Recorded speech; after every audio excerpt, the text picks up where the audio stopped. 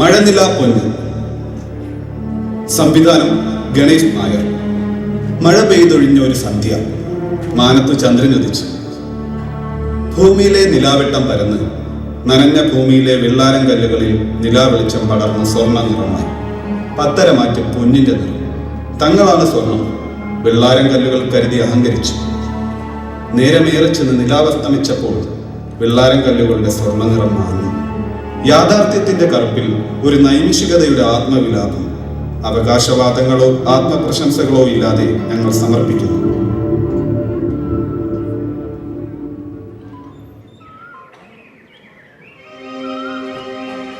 മേരിയമ്മോ, മേരിയമ്മോ, ഇവിടെ ഇല്ലയോ?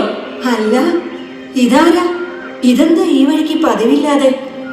മുടങ്ങാതെ പള്ളി വരുന്ന മേരിയമ്മയെ കഴിഞ്ഞ 2 ആഴ്ചയെ കാണുന്നില്ല.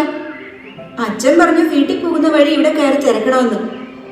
കുർബാന കൊള്ളാൻ വരാതിരിക്കാൻ മാത്രം എന്തു പറ്റി? കൊച്ചമ്മ അറിഞ്ഞില്ലേ? ഞങ്ങളെല്ലാരും വലിയ സന്തോഷത്തിലാ. ജോർജ് കുട്ടി മടങ്ങി വരുന്നെന്ന്. ഒരുപാട് കാലം എവിടെയാണെന്നോ ഉണ്ടെന്നോ ഇല്ലെന്നോ പോലും അറിയാതെ ഞങ്ങളെ വിട്ടുപോയ ജോർജ് മോൻ തിരിച്ചു വരികയല്ലേ. അവന്റെ അടച്ചിട്ട മുറി കഴിഞ്ഞ 15 വർഷമായിട്ട് ആരും തുറന്നിട്ടില്ല. ഞാനത് തുറന്ന് വൃത്തിയാക്കുകയും അവന് വേണ്ട പലഹാരങ്ങളൊക്കെ ഉണ്ടാക്കുകയും ചെയ്യുമായിരുന്നു. ശോശന്ന കൊച്ചമ്മയും കുര്യച്ചനും ഇപ്പോഴും തിരക്കില്ല. അവർക്ക് എവിടാ സമയം? എന്റെ മനസ്സ് കർത്താവിനറിയാം. കർത്താവ് ഓർക്കും. അത് അച്ഛനറിയില്ലല്ലോ. അതാണ് എന്നെ പറഞ്ഞു വിട്ടത്. അല്ല, നിങ്ങൾ വന്ന കാലത്ത് തന്നെ നിൽക്കാതെ കയറിയിരിക്കും. ഞാൻ ചായ എടുക്കാം. എനിക്കറിയാം, സെലിൻ ഈ വീടിന്റെ പടി ചവിട്ടിയിട്ട് ഇന്നേക്ക് 15 വർഷം കഴിഞ്ഞു.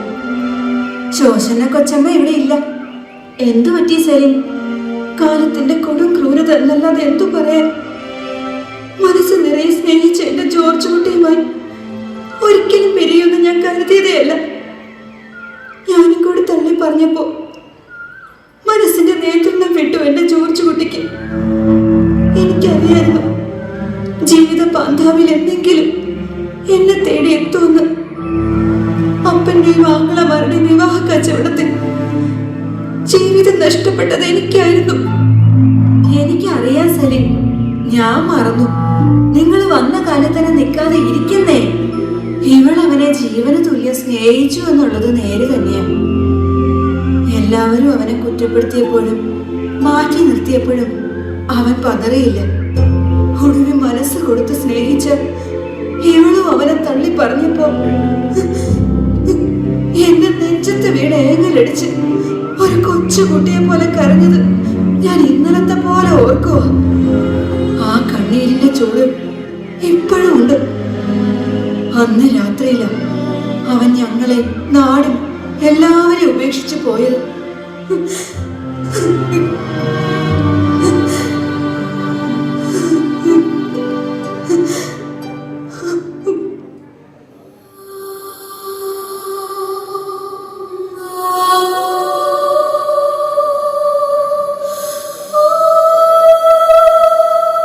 ഇനി എന്തിനാ വിഷമിക്കുന്നത്? നിങ്ങളുടെ പ്രാർത്ഥന കർത്താവ് കേട്ടു. ഞാൻ കുടിക്കാൻ എന്തെങ്കിലും എടുക്കാം. ഇപ്പൊ ഒന്നും വേണ്ടെന്നേ. അത് പറ്റില്ല, കുടിച്ചിട്ട് പോയാ മതി.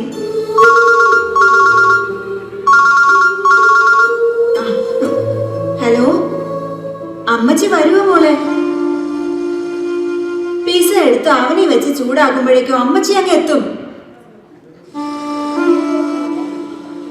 ക്ലാര കൊച്ചമ്മ എവിടെ? പോയി മേരിയമ്മ, ഞാനും പോകുന്നു.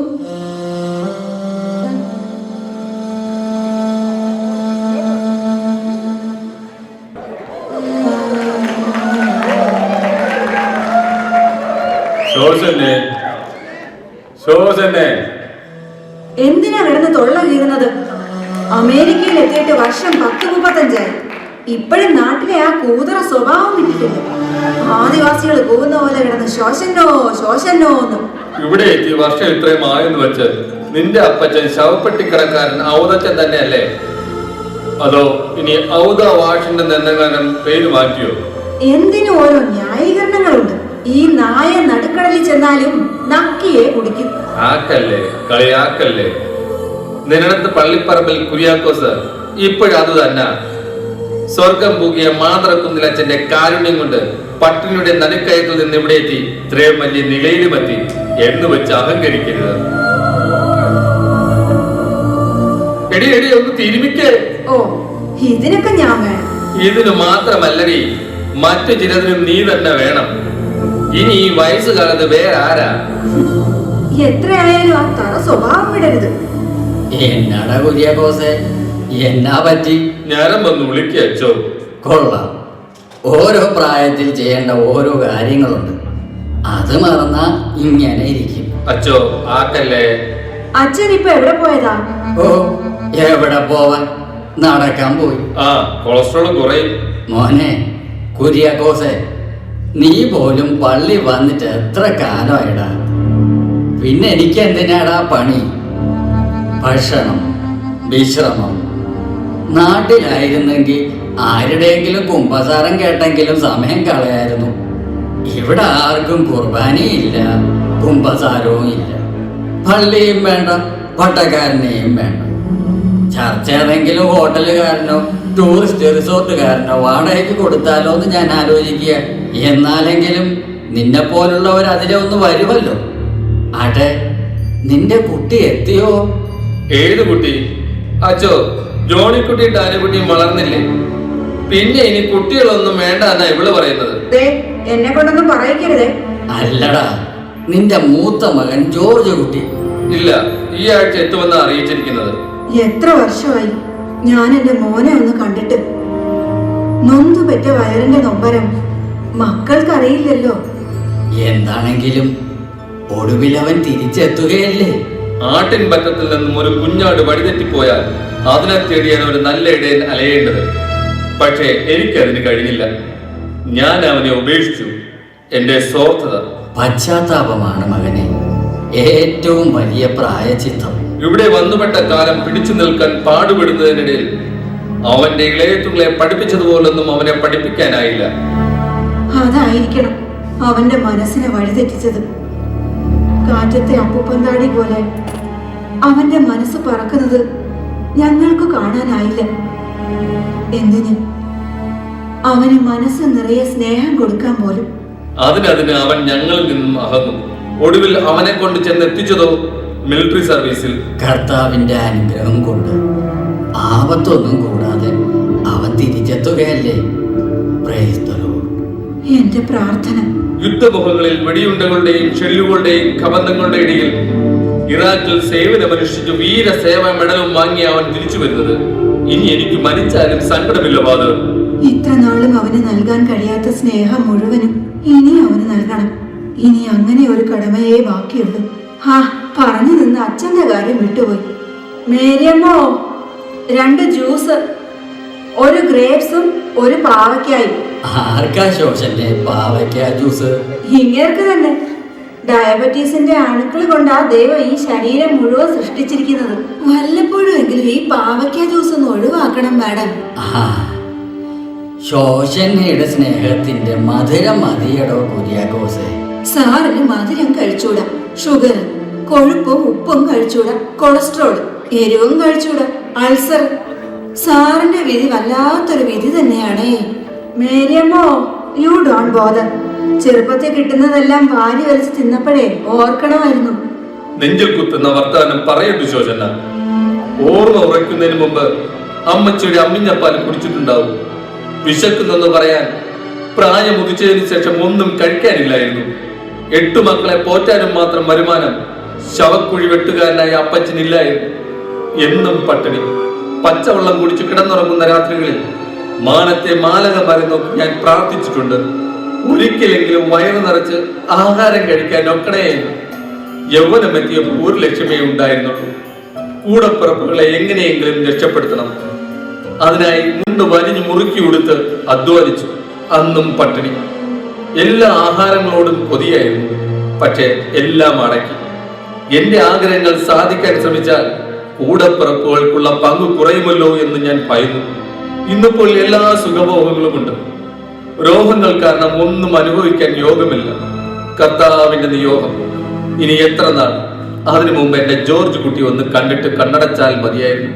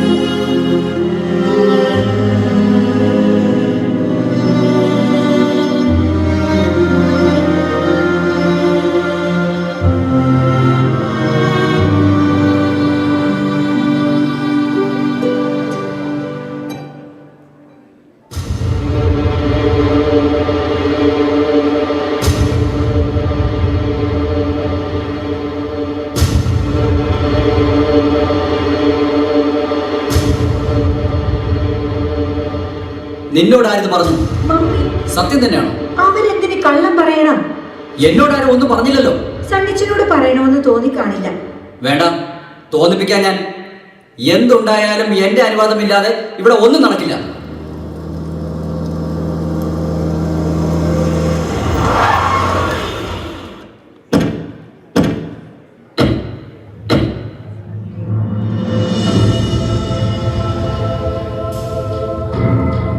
ഇച്ചായൻ എന്തിനാ പെട്ടെന്ന് വിളിച്ചു വരുത്തിയത്?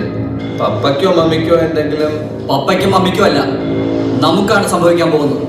സണ്ണിച്ചാൻ ഇതെന്തൊക്കെയാ പറയുന്നത്? സണ്ണിച്ചൻ പറയുന്നത് കാര്യം തന്നെയാ. എന്താണെന്ന് വെച്ചാൽ തെളിച്ചു പറയേ. ജോജിച്ചായൻ വരുന്നെന്ന്. സത്യമാണോ പറയുന്നത്? അതെ. അയാൾക്ക് ഇവിടെ എന്താ കാര്യം? അത് തന്നെയാ ഞാനും ചോദിക്കുന്നത്.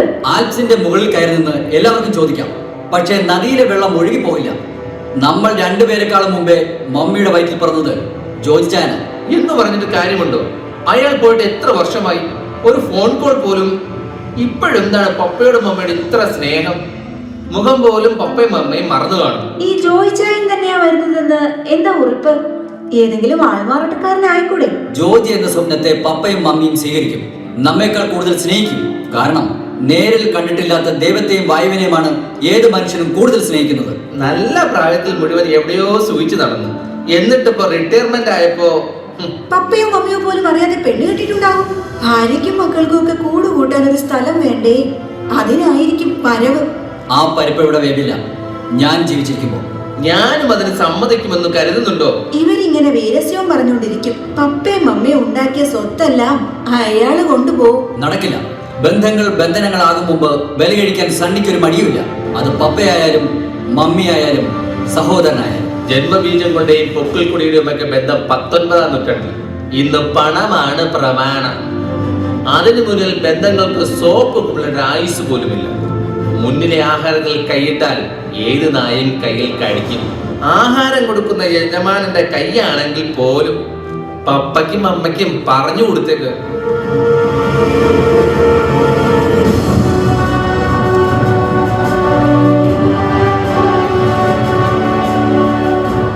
Good evening. ഈവനിങ്. എന്തോ ടെൻഷൻ ഉണ്ടെന്ന് തോന്നുന്നു. എന്താ ഡോക്ടറാണോ? അല്ല കുട്ടി, ആരുടെ കുട്ടി? സത്യം പറയാമല്ലോ, ഇതുവരെ എനിക്കും അത് അറിയില്ല. ഞാനും അത് തേടിക്കൊണ്ടിരിക്കുകയാണ്. ഇയാൾ എന്താ ഈ പറയുന്നത്? സണ്ണിച്ചന് മനസ്സിലായില്ലേ? അദ്ദേഹത്തിന്റെ പിതാവ് ആരാണെന്ന് തേടിക്കൊണ്ടിരിക്കുകയാണെന്ന്. അതെ, ഓർമ്മ വെച്ചപ്പോൾ ഞാൻ ബസ് സ്റ്റാൻഡിലാണ്. ആദ്യം പലരുടെയും മുന്നിൽ കൈനീട്ടി ജീവിച്ചു. കുട്ടിയല്ലേ, പലരും മറിഞ്ഞ് സഹായിച്ചു. അങ്ങനെ ഞാൻ വെറും കുട്ടിയായി.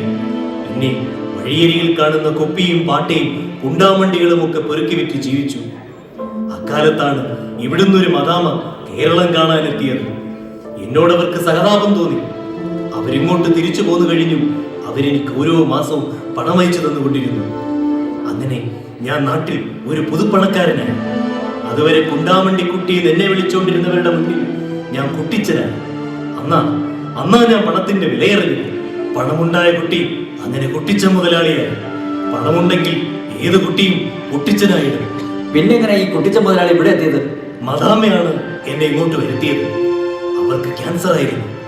അവരെ ശുശ്രൂഷിക്കാനായിരുന്നു എന്നെ ഇങ്ങോട്ട് വരുത്തിയത്. മനസ്സ് നഷ്ടപ്പെടുമ്പോഴാണ് മനുഷ്യൻ സ്വർഗവും നരകവും കാണുന്നത്. എന്റെ മനസ്സ് നഷ്ടപ്പെട്ടപ്പോൾ ഞാൻ കണ്ടത് സ്വർഗമായിരുന്നു. ഞാൻ ശുശ്രൂഷിക്കുമെന്ന് കരുതിയ മദാമയ്ക്ക് തെറ്റി. എനിക്ക് വലുത് പണമായിരുന്നു. അവര് മരിച്ചതുപോലും ഞാൻ അറിഞ്ഞത് 4 ദിവസം കഴിഞ്ഞാണ്. വെറുതെ അല്ല മലയാളികളെ നന്ദി കെട്ടതിനെന്ന് മറ്റുള്ളവർ വിശേഷിപ്പിക്കുന്നത്. നേരാ, ലോകത്തെവിടെയായാലും ചില പ്രവാസികളെല്ലാം അങ്ങനെയാണ്. ഒന്ന് വഴിമറക്കുന്ന മലയാളിയെ ചന്ദ്രനിൽ പോയാൽ അവിടെയും ചായക്കച്ചവടം നടത്തുന്നത് കാണാൻ കുഞ്ഞേ. ആട്ടെ, നിങ്ങൾ എന്തിനാ ഇങ്ങോട്ട് വന്നത്? ഒന്നാമത് സ്വസ്ഥതയില്ല, അതിന്റെ ഇടയില നിങ്ങളുടെ ചന്ദ്രനിലെ ചായക്കച്ചവടം.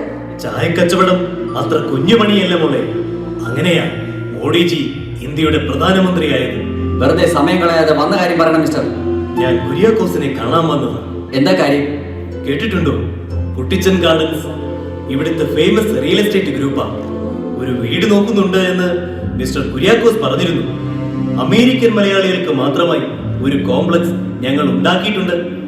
എല്ലാവിധ സൗകര്യങ്ങളും ഉണ്ട്. സാധാരണ മക്കൾക്ക് വേണ്ടാത്ത അപ്പനും അമ്മയുമാണ് എന്റെ ക്ലയൻസിൽ കൂടുതൽ. ഞാൻ എത്ര വീട് ഇതുപോലെ വിറ്റിരിക്കുന്നു. വളരെ ചെലവ് കുറവും മെച്ചപ്പെട്ട സൗകര്യവും. അതാണ് കുട്ടിച്ചൻ ഗാർഡൻസ്. വീടോ? ആർക്ക്? മിസ്റ്റർ കുര്യാക്കോസിന്റെ മൂത്ത മകൻ മിലിറ്ററിയിലാണ്. ആ, അയാൾ റിട്ടയർ ചെയ്തു വരുന്നത്രേ. അയാൾക്ക് വേണ്ടിയാണ് എന്നാണ് എന്നോട് പറഞ്ഞത്. കാര്യങ്ങൾ ഇത്രത്തോളം എത്തിയോ? ഇപ്പോഴേ ബുക്ക് ചെയ്തു. പ്രായമാകുമ്പോൾ നിങ്ങൾക്ക് പ്രയോജനപ്പെടും. ഗുണം മെച്ചം, വിലയോ തുച്ഛം. കുട്ടിച്ചന്റെ പ്രൈസ് ഗ്യാരണ്ടി വളരെ പ്രശസ്തമാണ്. എഴുന്നേൽക്കണോ? എഴുന്നേൽക്കാൻ. മേലാൽ ഇക്കാര്യം പറഞ്ഞ് ഇവിടേക്ക് വന്നേക്കരുത്. Get out. I say you get out. ഇതെന്ത് പാടപ്പ! എന്നെ പോലുള്ള പാവം പണക്കാർ ഒരു വീട് വിൽക്കാൻ പോലും ഇവനൊന്നും സമ്മതിക്കില്ലേ. സാരമില്ല, കുര്യാക്കോസ് ഉള്ളപ്പോൾ വന്നോളാം. ഇപ്പോ കാര്യങ്ങളുടെ കിടപ്പ് മനസ്സിലായില്ലേ?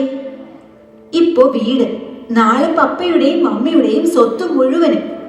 ദേശാടനക്കിളിയെ പോലെ മാണിക്യക്കല്ലിൽ കൊത്തിക്കൊണ്ടു പോകാൻ വരുന്ന കഴുകനാണ് അയാൾ. വിദേശ രാജ്യങ്ങളിലെ ശത്രുക്കളെ മാത്രമേ അയാൾ കണ്ടിട്ടുള്ളൂ. സ്വന്തം കുടുംബത്തിലെ ശത്രുവിനെ അയാൾ കണ്ടിട്ടില്ല. പരസ്പരം കീഴടക്കാൻ ശ്രമിക്കുന്ന കിങ് കോബ്രയേക്കാൾ വിഷമുള്ളതായിരിക്കും ആ ശത്രുവിന്.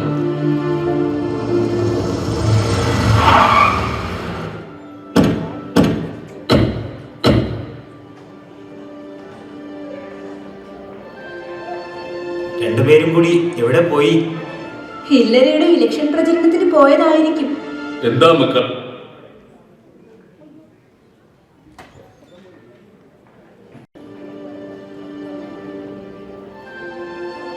രണ്ടുപേരും കൂടി എവിടെ പോയി? ഹില്ലരിയുടെ ഇലക്ഷൻ പ്രചരണത്തിന് പോയതായിരിക്കും. എന്താ മക്കളെ, നിങ്ങൾക്ക് എന്തോ ഇഷ്ടപ്പെടായിക പോലെ? ഞങ്ങൾക്ക് ചില ഇഷ്ടപ്പെടായികളൊക്കെ ഉണ്ട്. എന്താ മോനെ, എന്താ കാര്യം? ഞങ്ങൾ അറിയാതെ ഇവിടെ എന്തൊക്കെ സംഭവിക്കുന്നു? നിങ്ങൾ അറിയാതെ ഇവിടെ എന്ത് സംഭവിക്കാനാ മക്കളെ? ഏതോ പുതിയ അതിഥികൾ ഇങ്ങോട്ട് എഴുന്നള്ളുന്നുണ്ടെന്ന് കേട്ടു. അതിഥികളോ? ശോശനെ ജോർജ് കുട്ടി വരുന്നതായിരിക്കും ഇവർ ഉദ്ദേശിച്ചത്. അത് തന്നെ. ജോർജ് കുട്ടി അതിഥിയല്ലല്ലോ, നിങ്ങളുടെ കൂടെ പിറന്നല്ലേ. അവൻ എത്തുന്ന കാര്യം ഇന്നാ കൺഫേം ആയത്. നാളെ വരുന്ന കാര്യം ഇന്നത്തെ മെയിലിൽ അവൻ അറിയിച്ചത്. അവൻ വരുന്ന കാര്യം നിങ്ങളെ അറിയിച്ചിട്ട് ഒടുക്കം അവൻ വരാതിരുന്ന നിങ്ങൾക്ക് നിരാശയാകില്ലേ എന്ന് വിചാരിച്ചാ പറയാതിരുന്നത്. പക്ഷെ ഞങ്ങൾക്ക് ഇങ്ങനെ ഒരു കൂടപ്പിറപ്പിനെ അറിയില്ല. ചെറുപ്പത്തിൽ എന്തോ കണ്ടിട്ടുള്ളതാണ്. വർഷങ്ങൾക്ക് മുമ്പ് നാട് വിട്ടുപോയ ഇങ്ങനൊരു കൂടപ്പിറപ്പിനെ ഇനി ഞങ്ങൾക്ക് വേണ്ടതാണ്. മക്കളെ, പറന്നകന്നു പോയ മകൻ തിരിച്ചു വരുമ്പോ ഒരു കൂടുകൂട്ടി വാഴാൻ വേണ്ടി വില്ല വാങ്ങാനുള്ള ഓട്ടത്തിലല്ലേ? മക്കളെ, ഞങ്ങൾ അവന് ഒന്നും നൽകിയിട്ടില്ല. സ്നേഹം പോലും. ഞങ്ങൾ കഷ്ടപ്പെട്ടുണ്ടാക്കിയതിൽ ഒരു പങ്ക് അവനും അവകാശപ്പെട്ടതല്ലേ. അത് വേണ്ട. എന്താ മക്കളെ ഈ പറയുന്നത്? നിങ്ങളെ പോലെ തന്നെ ഞാൻ നൊന്തു പറ്റതല്ലേ അവനെയും? ഞങ്ങൾക്ക് അങ്ങനെ തോന്നിയിട്ടില്ല. അതുകൊണ്ട് പറയാ, നിങ്ങൾക്കുള്ള സ്വത്തുക്കൾ മുഴുവൻ ഞങ്ങൾക്ക് ഇരുവർക്കും മാത്രം അവകാശപ്പെട്ടതാണ്. അത് ഞങ്ങൾക്ക് കൂടി തോന്നണ്ടേ? തോന്നണം, തോന്നിയിരിക്കണം. ഇല്ലെങ്കിൽ രക്തത്തിന്റെയും പൊക്കിൾ കൊടിയുടെയും ഒക്കെ ബന്ധം ഞങ്ങൾ അങ്ങ് മുറിച്ചു മാറ്റും. പറഞ്ഞത് മനസ്സിലായില്ലേ? അവൻ വരുന്നതിന് മുമ്പ് നിങ്ങൾക്കുള്ള സമ്പാദ്യങ്ങൾ മുഴുവൻ ഞങ്ങൾക്ക് ഇരുവർക്കും എഴുത്തന്നില്ലെങ്കിൽ ഒരു മില്ലി സയനൈഡിന്റെ സ്വാദ് പോലും തിരിച്ചറിയും മുമ്പ് രണ്ടുപേരും കൂടി ഒരു പെട്ടിയിലൊതുങ്ങും. നിങ്ങളുടെ മക്കൾ പതിരുകളല്ല, പറഞ്ഞത് പാഴ്വാക്കുകളല്ല. ഓർമ്മിച്ചു മക്കളെ,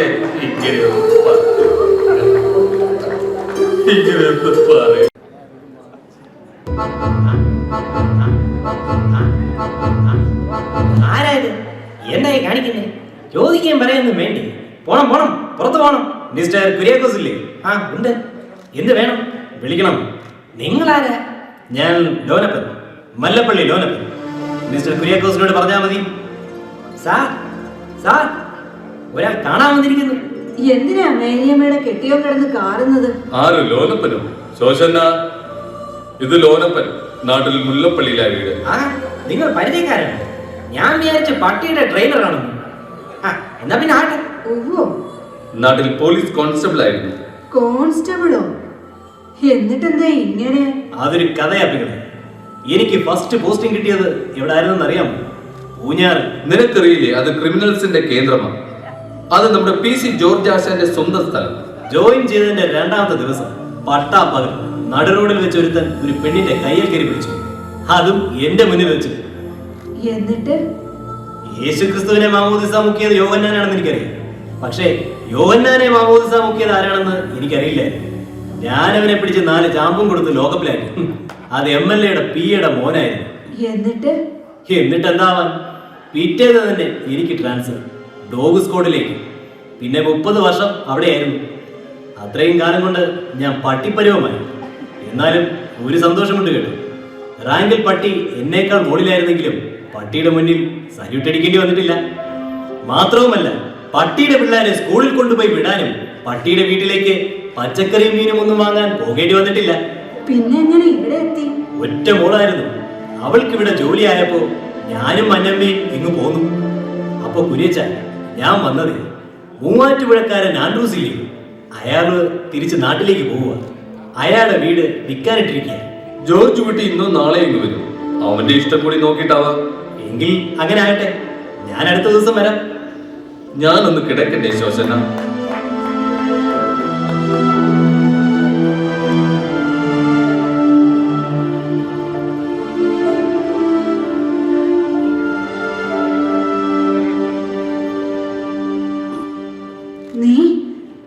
നീ എന്തിന് ഇവിടെ വന്നു? ഒന്ന് കാണാൻ.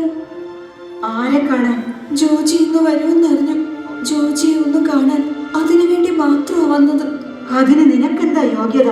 വേണ്ട, നീ അവനെ കാണണ്ട. വേണ്ട സർ, നമുക്ക് തിരിച്ചു പോകാം. നിങ്ങൾക്ക് വേണമെങ്കിൽ പോകാം. ജോജിയെ കണ്ടിട്ടേ ഞാൻ വരും.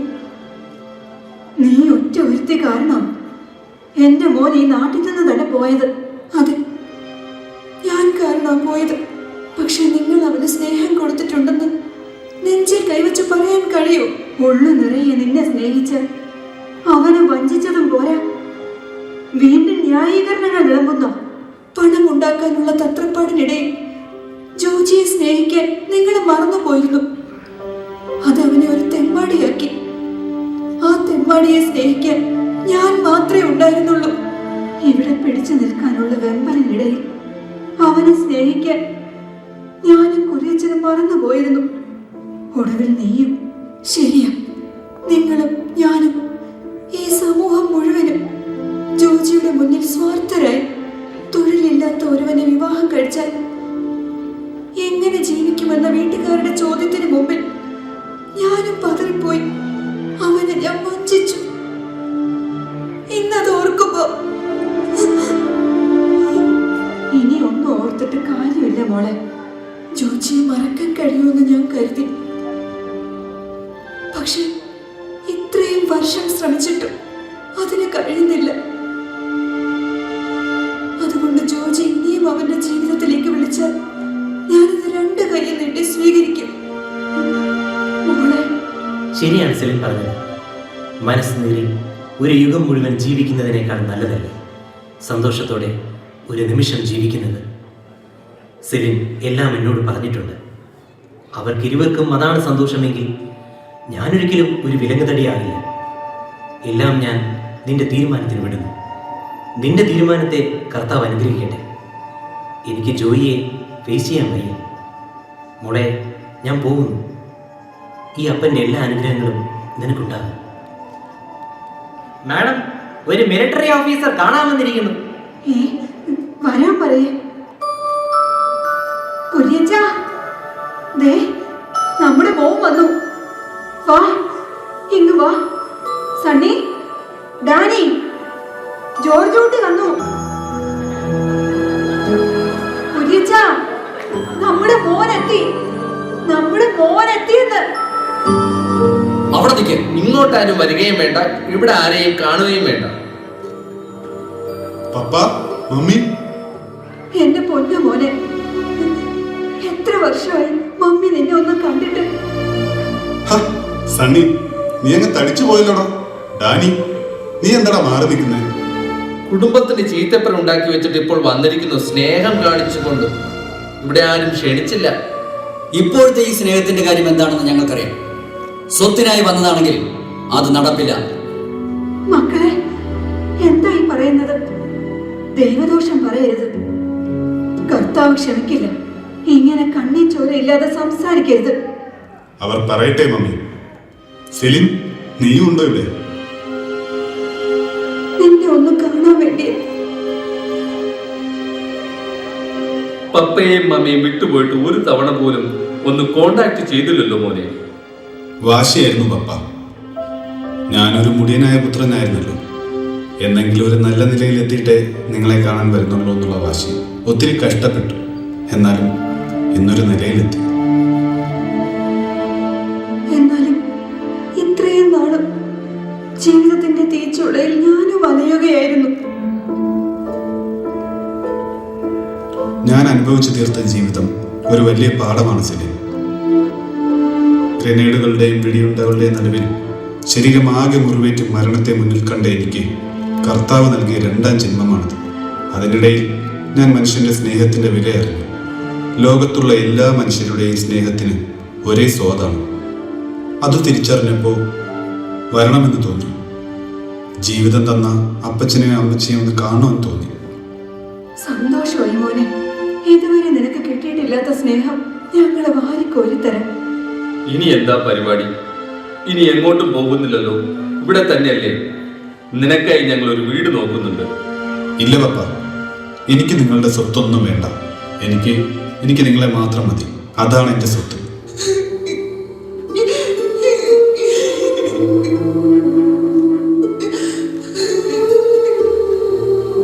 കരയേണ്ട മമ്മി.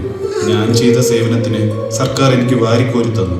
പരമോന്നത ബഹുമതിയായ പർപ്പിൾ ഹാർട്ട് ലഭിച്ചു. ജീവിതത്തിൽ സുഖവും സന്തോഷവും ഇതുവരെ അറിഞ്ഞിട്ടില്ല.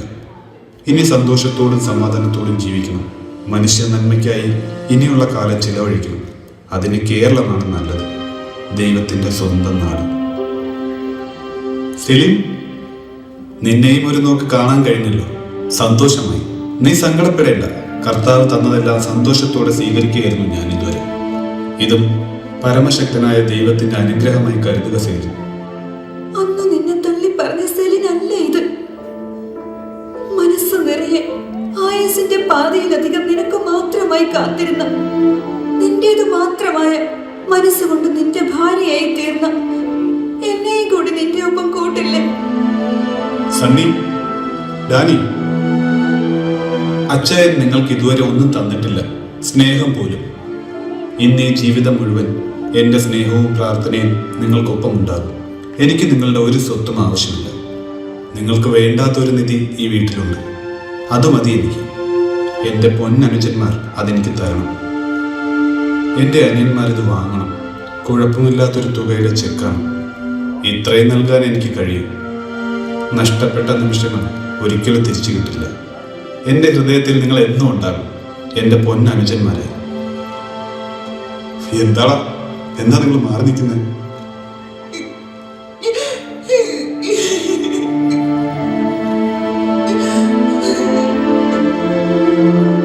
പപ്പയെയും മമ്മിയെയും ഞാൻ കൊണ്ടുപോകുന്നത് നോക്കാൻ ആളില്ലാതെ പപ്പ വർഷങ്ങൾക്ക് മുമ്പ് വിറ്റ നമ്മുടെ തറവാട്ടിലേക്കാണ്. എന്റെ നഷ്ടപ്പെട്ട ബാല്യവും സ്നേഹവും തിരികെ കിട്ടാനായി എന്റെ മാനസ സഖിക്കൊപ്പം പപ്പയും മമ്മിയും വരില്ലേ? ഈ തറവാട്ടിലേക്ക് എന്റെ അനുജന്മാർക്ക് എപ്പോഴും സ്വാഗതം. നിങ്ങൾക്കായി സ്നേഹത്തിന്റെ പാനപാത്രം ഒരുക്കി ഞാനും സെലിനും കാത്തിരിക്കും.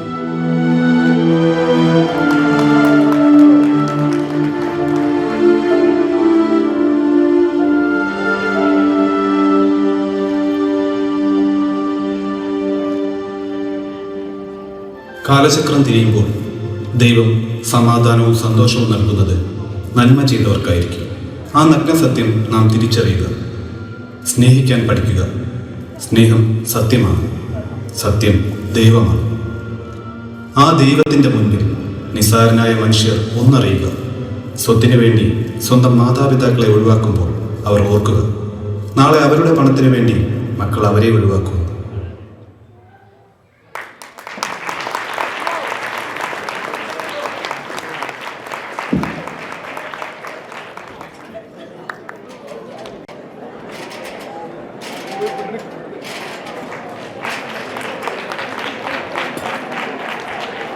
കുര്യാക്കോസ് ജോൺ മാത്യു കുര്യാക്കാവ്, ശോശന കുര്യാക്കോസിൻ്റെ ഭാര്യ രാധാ നായർ, സണ്ണി കുര്യൻ, ലിജോ ജോൺ, ഡയാന സണ്ണി, സണ്ണിയുടെ ഭാര്യ ലൈസി അലക്സ്, ഡാനി കുര്യൻ കുര്യാക്കോസിൻ്റെ മൂന്നാമത്തെ മകൻ, Anto Varkey, Jacintha Dani, Leena Alappat, father Joseph Adappooran, Joy Ittan, Mariyamma, Ratnamma Rajan, Lonappan Mathew, Kuttichan Ittoop, K J Gregory, Salin Shiny Shajan, Samson P V Thomas, Claramma Elamma Thomas, Tharakan Mathews. ഇത്രയും പേരാണ് ഈ